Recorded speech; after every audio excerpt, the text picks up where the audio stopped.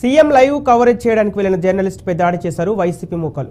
ఈ దాడిలో బాధితుడు రమేష్ తీవ్రంగా గాయపడ్డారు.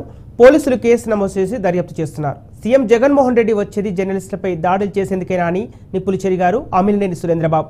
రాప్తాడులో ఆంధ్రజ్యోతి ఫోటోగ్రాఫర్ శ్రీకృష్ణపై దాడి ఘటన మరవక ముందే ఇవాళ కళ్యాణదుర్గంలో ఈనాడు పాత్రికేయుడు రమేష్పై దాడి చేయడం చాలా దుర్మార్గపు చర్య అని అంటున్నారు.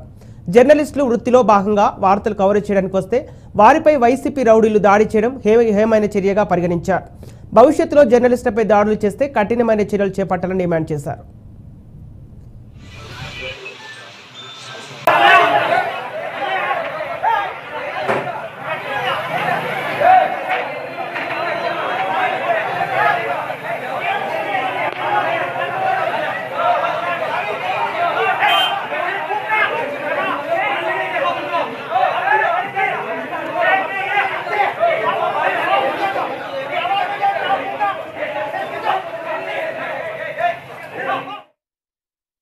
వాళ్ళు నాకు ఫాలో అయ్యి వైసీపీ మొక్కలు నన్ను వెంటాడి కాలుతో తన్ని కింద పడేసి కొట్టారు.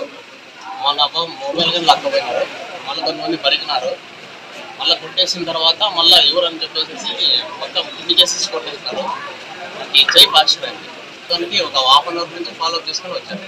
8-10 వాళ్ళు నాకు ఫాలో అయ్యి వైసీపీ మొక్కలు నన్ను వెంటాడి ఈరోజు జగన్ సభ జరిగింది. ఆ జగన్ సభ జరగడం దాడులు చేయడానికే అన్నట్టున్నాయి. ఇంతకుముందు ఆంధ్రజ్యోతి విలేకరుపై దాడి చేశారు. ఇప్పుడు ఈనాడు విలేకరుపై దాడి చేస్తున్నారు.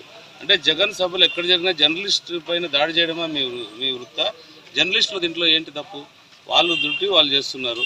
వాళ్ళపైన వాళ్ళకు సంబంధించి ఇలా దాడి చేయడం జగన్ రౌడీజానికి ఇది నాంది. వాళ్ళ కార్యకర్తలందరూ కూడా రౌడీ ముఖాలుగా తయారైపోయి ఇలా జర్నలిస్టులపై దాడి చేయడం నిజంగా దారుణం. దీన్ని మాత్రం మనం అందరూ కూడా ఖండించాల్సిన అవసరం.